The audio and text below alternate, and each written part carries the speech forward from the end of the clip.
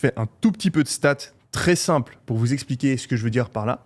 L'espérance, c'est la moyenne de gains quand on prend une certaine décision, par exemple de jouer au loto. Pour la calculer, on va faire une moyenne. On va s'imaginer qu'on joue par exemple au loto des milliards de fois et on va regarder en moyenne combien on gagne. Quand on fait ce calcul avec le casino, les tickets à gratter, le loto, etc., on se rend compte que la moyenne, elle est négative.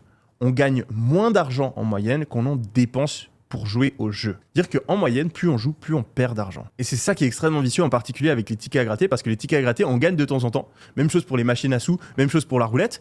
Mais en fait, on se rend pas compte qu'en moyenne, on perd de l'argent. On va se rappeler de nos grandes victoires et on va mettre un petit peu sur le côté nos défaites, mais on peut pas se battre contre les stats. Au final, on finit toujours par perdre plus que l'on gagne. Comme je vous l'ai dit au début, cette motivation que vous avez à gagner de l'argent, et même la décision d'être prêt à dépenser de l'argent pour pouvoir peut-être en gagner plus par la suite, on dit souvent que c'est mal, mais moi je pense que c'est bien. C'est juste qu'au lieu de mettre cet argent dans des jeux de hasard, vous allez perdre en moyenne où il y a une espérance négative, eh bien il faut trouver des jeux de hasard dans lesquels vous avez une espérance positive, donc dans lesquels vous allez gagner sur le long terme.